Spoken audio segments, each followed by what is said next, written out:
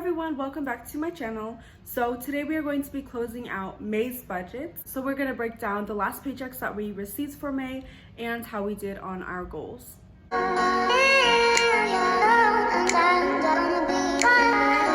So for the last week of May, we did receive our regular income from DoorDash, the $250 that was expected, and then my boyfriend's paycheck from Cox was $665 instead of $300 because again they're doing that hazard pay for them. And also I did include my boyfriend's taxes when I was budgeting for this month, but we didn't receive it. As you can see, there's a 0 here. We filed his taxes early April, so I thought we would have received it in the mail by now. But with everything that's going on, I don't expect us to receive it for quite a while. So let's just get into how the money was allocated. So for the DoorDash money, the full $250 was supposed to go towards our emergency fund of $1,000, and which it did. And with the larger paycheck here, we fulfilled the emergency fund, which was short $9. So there is now $1,000 in our emergency fund. The cash is in our bank account. Instead of a cash envelope, I'll just show you the bank account.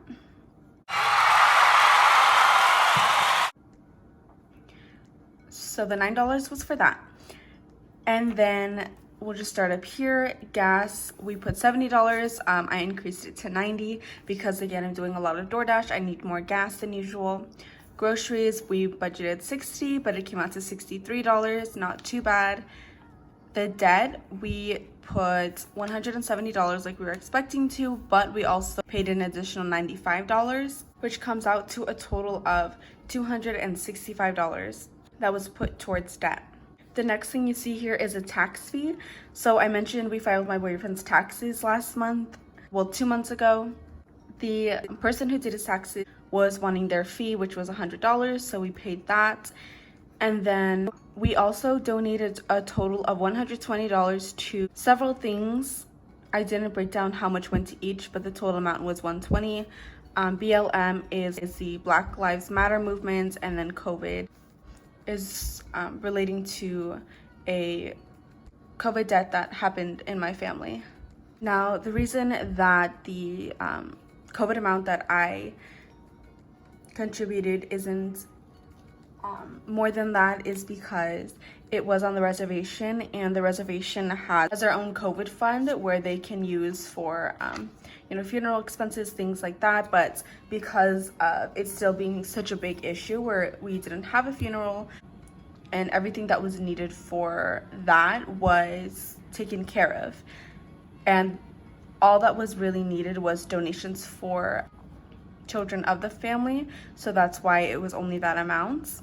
Moving on, we did spend a total of $18 for food.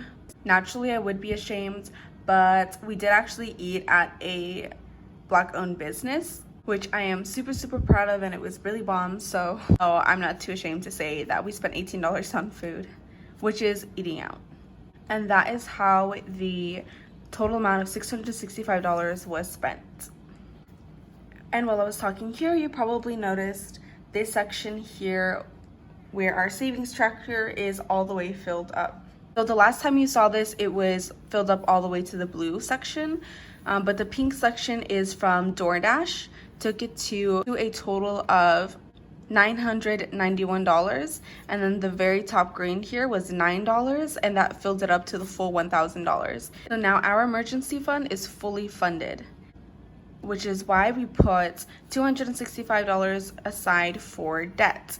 And if you haven't seen my debt video that I just posted before this video, definitely check it out because it explains a lot more in detail about how we decided to pay off our debt, what our debts are, and how that will all work. If you did watch it, perfect. Hopefully this will click together, because next we're going to discuss where that $265 of the debt payment went. So as you can see here, this is my overall tracker for the debt. You can see each box is worth $200, and there are a lot of boxes because the total amount of the debt that we need to pay off is $54,810, but rounded it down to $800.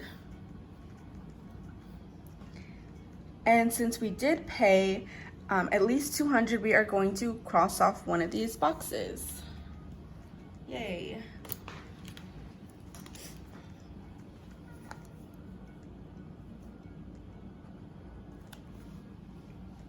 Okay, so the first box of 200 is now filled out.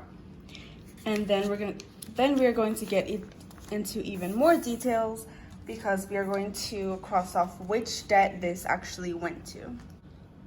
So like I mentioned before in my debt video as well, the way that we are going to pay down the debt is from smallest debt to the largest debt, with two exceptions. We are going to take care of my taxes that I owe first because that's what Dave Ramsey suggests, and then after the taxes is going to be my school. But again, we did only pay $265, so that paid for my federal taxes that I owed for 2018. The total amount that was owed for that was $229. Each block is worth $50, so you can see here 50, 100, 150, 200, 250, but it was actually $229, and we paid all of that off. So we get to fill all of the boxes. And after the federal taxes, we paid a total of $36 towards my Arizona taxes that I owe for 2018. Because it's not a full 50, I'm not going to fill a box out, but that is where the remaining $36 went towards.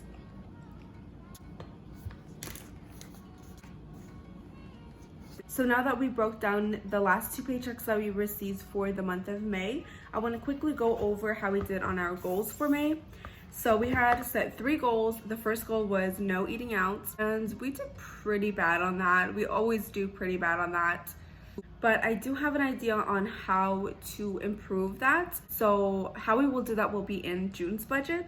I would give us a 3 out of 10 for that. The second goal was to track the money and keep it as accurate as possible. Because we have so many different sources of income, sometimes it would get confusing constantly tracking the money, but going back to the cash envelopes really helped us be more accurate. I would give us like a 7.5 out of 10 because we could definitely always improve on that. The last goal was to save the full amount for baby step number 1, which was our emergency fund, which we did do. We saved up the entire $1,000 amount for baby step number 1, which is really crazy to me because we made that the goal for 1 month in May, and it's really great how we were able to save a full $1,000 for our emergency fund and also put aside $265 for our debt, and also give some money for donations. So I would definitely give us a 10 out of 10 for that third goal. And when I say that I think it was really great, I feel like that's kind of an understatement because where me and Miguel come from, you know, our backgrounds, that's not a common thing. Me and him have never been able to save that large of an amount and not using it right away. Like, we've been able to pay for our own apartments, like the down payments and all those things, which were more than $1,000, but we've never had that large of an amount just sitting in our savings specifically for that purpose.